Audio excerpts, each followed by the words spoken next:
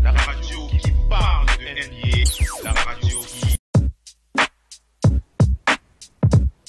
Voilà, reprise du direct live. Donc, on va enchaîner avec la dernière partie de ce Flash Basket épisode 57 de cette première saison avec la rubrique Allez au café avec Vivien Boibanga qui va donc nous faire voyager ce soir avec le handi basket. Vous savez que c'est les Jeux paralympiques du côté de Rio, donc ce sera très intéressant. Pourquoi? Parce que ça va vous permettre d'en apprendre un peu plus sur cette pratique, ce handisport. Hein. Donc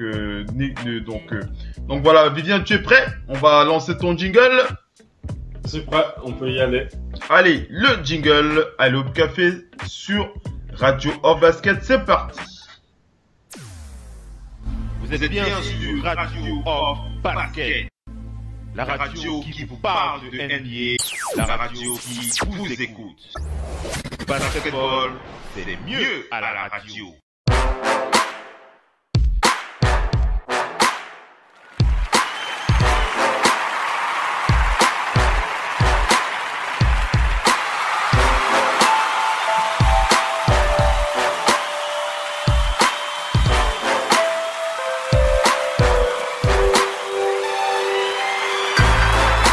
Voilà, c'est parti pour la rubrique de Vivien Boibanga sur Allez au café, donc la rubrique de Vivien sur le parquet de la radio off.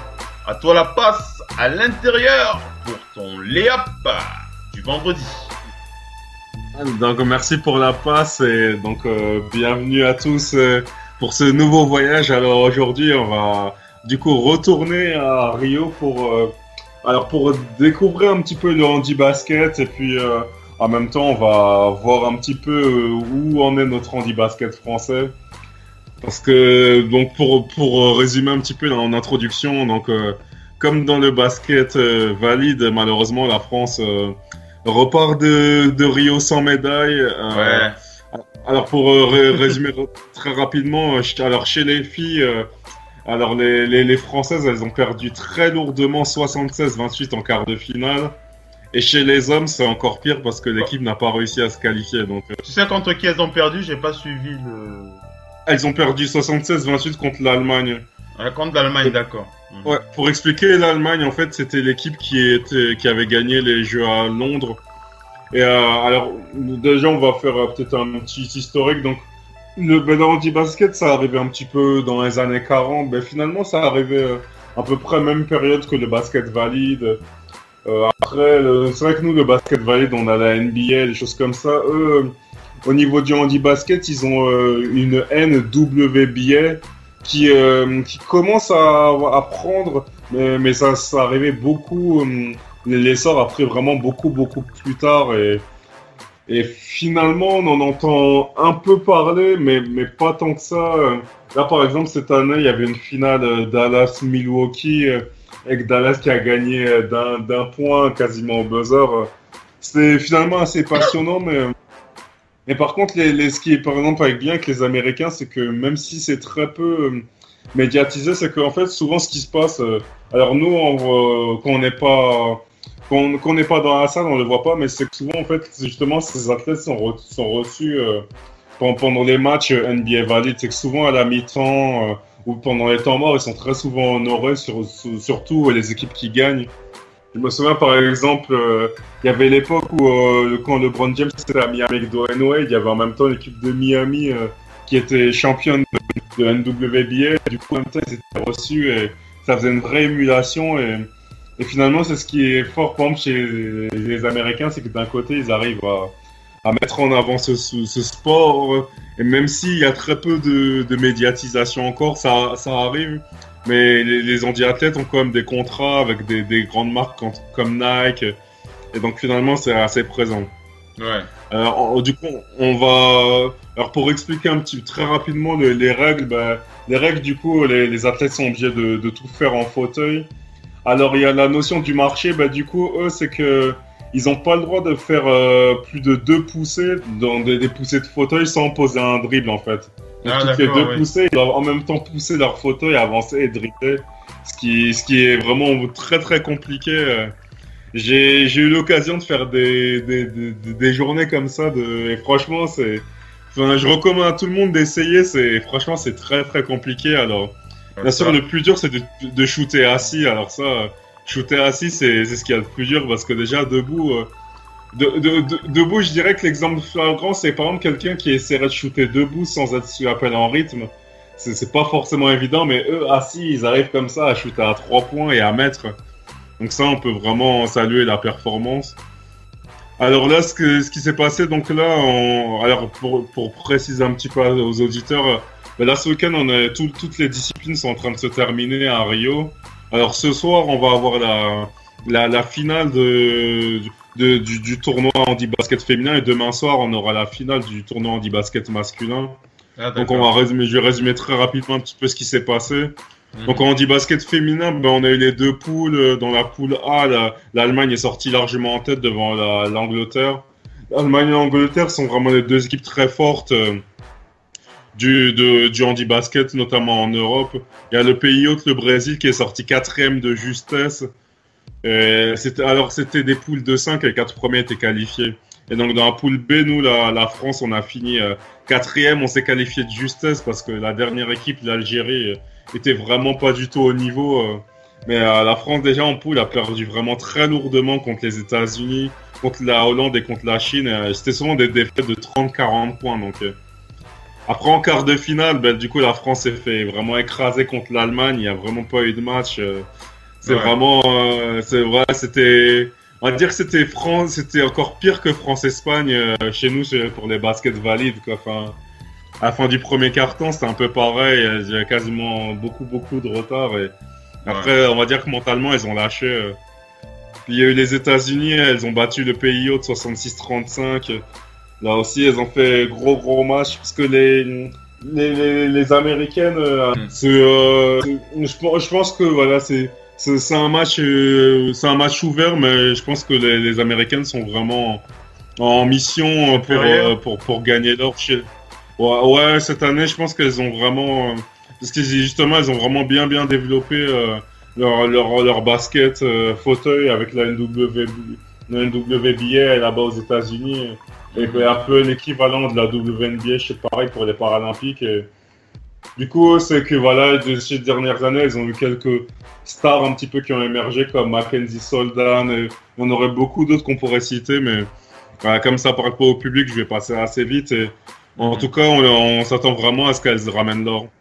Et chez les hommes, alors chez les hommes, on aura demain soir une finale États-Unis-Espagne. Alors pour raconter un petit peu le déroulé du tournoi, ce sont un peu pas. C'est ça. C'est un peu pareil. Du coup, le groupe B, les États-Unis ont vraiment dominé tout le monde. En poule, ils ont dominé l'Angleterre, le Brésil, l'Allemagne, l'Iran et l'Algérie. Et l'Espagne a dominé la Turquie, l'Australie, la Hollande, le Japon et le Canada. Et après, les États-Unis, en quart de finale, ils ont gagné 70-37 contre la Hollande. Ils ont gagné encore de plus 20 en demi. Et vraiment, Team USA arrive de manière... arrive en large favori parce que de son côté, l'Espagne a eu plutôt des matchs très étriqués. Et en tout cas, on s'attend vraiment à voir les Team USA cette année faire le doublé. Ils ont eu un qui s'appelle Brian Bell qui est pareil, qui est un peu une des icônes. Donc voilà, ils ont pas mal de petites stars comme ça. Et là, on va dire que cette année, on s'attend normalement, il y aura un doublé et ce sera le cas. Ouais. Donc c'est un petit peu voilà pour Rio.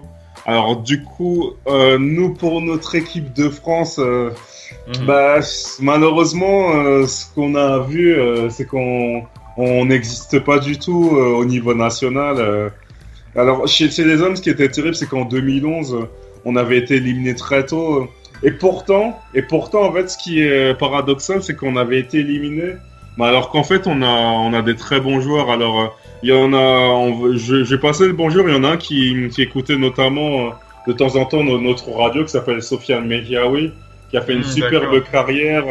Il a gagné, par exemple, plusieurs, ce qu'on pourrait appeler équivalent de ce qu'on appelle la Ligue des Champions en foot. Ils ont une espèce d'Euroleague au basket et il a gagné ça plusieurs fois. Là, ils jouent à Santa Lucia cette année. Alors ce qui est bien, c'est que chez les hommes, après leur échec, ils ont vraiment tout posé à plat et ils sont repartis sur un nouveau cycle avec un nouveau coach. C'est que nous, on a eu un peu du mal à faire chez les valides finalement après notre échec, et du coup ils ont pris un entraîneur français, mais qui lui, par exemple, à la différence de Vincent Collet, c'est un entraîneur qui a vraiment un standing international, qui a beaucoup entraîné à l'étranger, qui a même entraîné l'équipe d'Italie, l'équipe nationale d'Italie, et là il est revenu. C'est vraiment ce qu'on appelle un patron charismatique pour les Bleus.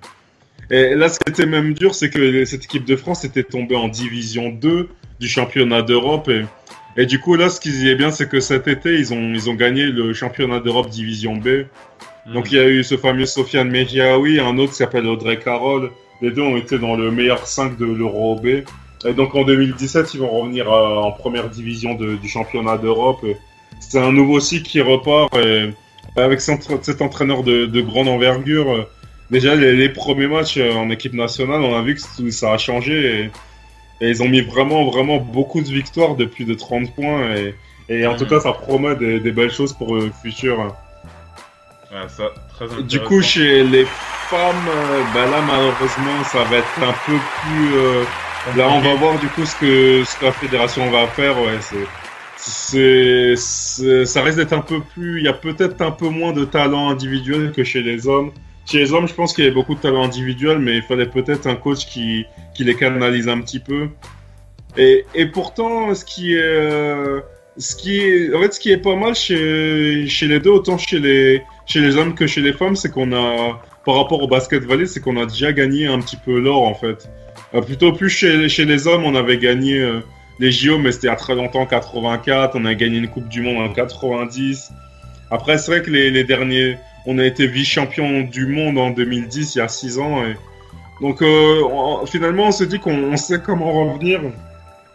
Après, c'est vrai que la particularité du handi-basket, c'est que, comme le handisport, c'est que déjà, il y a des degrés d'invalidité qui vont de 1 à 4,5. Et après, on sait jamais, c'est que, par exemple, le basket valide, on sait que si on est une équipe 4 ans après, c'est facile de les reconduire, mais le handi-basket, déjà, on sait qu'on n'en vit pas forcément, notamment en France. Et forcément, un athlète qui a un handicap, on sait jamais si 4 ans après...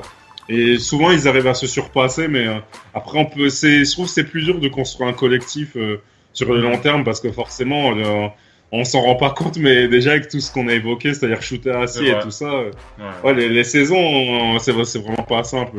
Ouais. Alors, dans notre championnat français, on a à peu près plusieurs divisions, ce qu'on appelle des nationales A, nationales B, nationales C.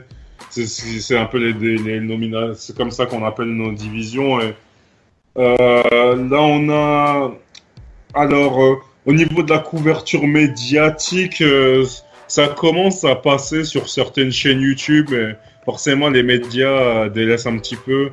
Là, par exemple, il y a eu le tenant du titre, c'était hier, l'équipe de hier, Handi Club, qui a battu Meaux en finale cette année. Alors, il y a des équipes qui commencent à se développer un peu partout en France. Nous, par exemple, en région parisienne, on a une grosse équipe à Saint-Ouen. Alors, on a aussi une équipe à Paris même qui s'appelle le CAPSA Paris. Alors, le CAPSA Paris, c'est vraiment une référence parce qu'ils font beaucoup d'actions sociales à travers le handi-basket. Mais après, au niveau du handi-basket, là, ils sont en 2e division et on va dire ce qu'il leur a un peu reproché, c'est on va dire que c'est devenu un club tellement, je dirais, médiatique, entre guillemets, dans le circuit parisien que... Et on va dire qu'ils ont presque développé, laissé de côté ce que j'appelle le côté compétiteur pour peut-être plus faire des actions, et c'est un peu ce qui leur est reproché, peut-être de faire un peu trop de politique autour du handi-basket, au lieu de se concentrer sur les résultats. Et voilà, ça reste un club intéressant. Bien sûr.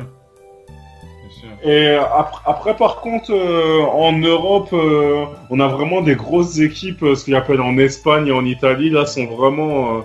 Là, par contre, les joueurs sont vraiment traités comme des athlètes, sont vraiment payés comme des pros. Et justement, là, c'est vraiment diffusé. C'est diffusé sur des chaînes. Et là-bas, il y a beaucoup plus de reconnaissance, en tout cas, en Espagne et en Italie. Et ce sont vraiment souvent les clubs qui se battent aussi pour gagner les Coupes d'Europe. Et on a aussi la Turquie qui est pas mal. Et, bon, avec sans oublier l'Angleterre et l'Allemagne, mais finalement, on se rend compte que malheureusement, ça va être encore un triste constat pour nous en France. Bon, un peu moins pour en Angleterre, là où tu es, mais...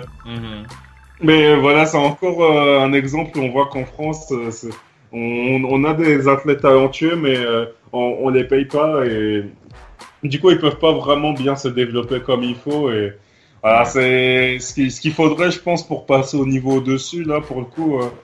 Par exemple, on voit que voilà, il nous fallait un patron de haut niveau chez les hommes, chez les femmes. Je pense qu'ils vont faire des réformes. Parce que contrairement au basket valide, ce qui est plus facile, c'est que du coup, comme c'est pas encore hyper médiatisé, c'est plus facile de changer un coach après un échec. Mais après, je pense que ils auraient besoin d'une médiatisation pour eux, pour voilà, permettre à des jeunes athlètes de faire ça à un plus haut niveau. Et voilà, par exemple, là, on a un site qui est pas mal, qui s'appelle francehandibasket.org. Pour ceux pour ceux qui sont fans de NBA, ils peuvent aller voir aussi le site qui s'appelle nwba.org. Il y a pas mal de choses, des petites actions et finalement ça se regarde et c'est pas mal du tout en tout cas. Donc le handibasket ça va monter, je pense petit à petit, il y a de plus en plus de sponsors et en tout cas voilà, il y aura encore des belles finales et en tout cas je trouve ça mérite d'avoir de l'attention et en tout cas je pense que si par exemple je compare en termes de passion, par exemple, le championnat de France de Pro A valide et la Nationale A, franchement, la Nationale A, je trouve que je m'amuse plus en regardant les matchs. Il y a plus d'ambiance dans les matchs. Ouais, il y a plus d'ambiance et il y a plus de passion.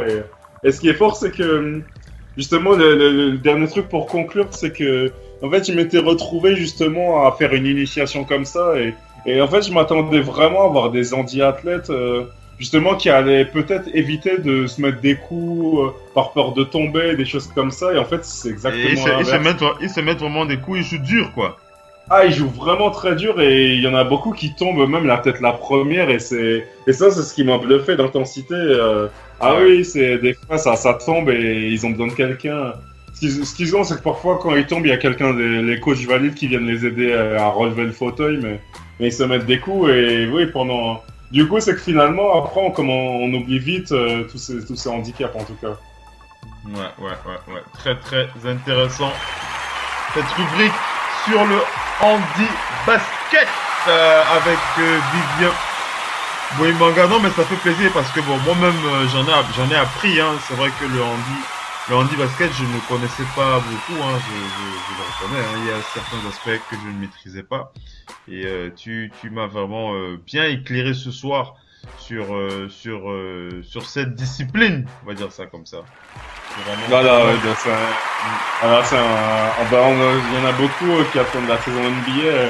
Ce que je dis à beaucoup, c'est qu'en attendant la NBA, c'est justement c'est le moment où on avait parlé de WNBA, d'handi-basket et finalement moi c'est un petit peu comme ça que je m'étais intéressé un peu à tout ça parce que je me suis dit, j'ai toujours dit que voilà le basket finalement c'est très très large et alors en attendant les futures rivalités NBA, il y a beaucoup de choses à regarder plutôt que de se tourner les pouces pendant 44 jours, il y a beaucoup de choses. C'est vrai. Donc très très intéressant cette rubrique handi basket avec Vivien Boimanga d'Allo Café. Donc n'hésitez pas, hein, si vous avez pris l'émission en cours, si vous n'avez pas suivi le début de la rubrique, hein, vous pourrez revenir sur les rediffusions et podcasts qui sont donc disponibles, hein, qui sont disponibles 24 heures sur 24, 7 jours sur 7 sur le lien. Le lien tout simple, hein, le lien rediffusion et podcast, hein, vous le trouvez sur la page d'accueil du site radiooff.net. Ça vous permettra de revenir donc sur bien entendu sur les moments les plus chauds et bien entendu hein, l'intégralité de la rubrique de Vivien sur le parquet de la Radio Off. Voilà pour cette émission Flash Basket épisode 57 de cette première saison. Ça fait plaisir de savoir que vous êtes toujours plus nombreux connectés sur le parquet de la Radio Off pour nous écouter. On sait que vous devenez accro comme nous hein, sur le parquet de la radio off. On ne lâche plus l'affaire, on est toujours là et on avance, ça fait plaisir vu qu'on a non seulement de nouveaux auditeurs et qu'on est reconnu un peu plus. Hein, on a plus de reconnaissance à chaque fois et ça fait extrêmement plaisir. Donc merci de nous suivre, merci d'être connecté sur votre radio préférée et on salue bien entendu les retardataires ou bien ceux qui préfèrent écouter les podcasts et rediffusions. Donc vu que chacun a ses habitudes sur le parquet de la radio off, il y en a qui préfèrent écouter le show le lendemain avant d'aller au boulot, à midi, à la pause ou bien le soir, en rentrant ou bien entendu avant d'aller se coucher. Hein. C'est toujours plaisir d'écouter votre radio.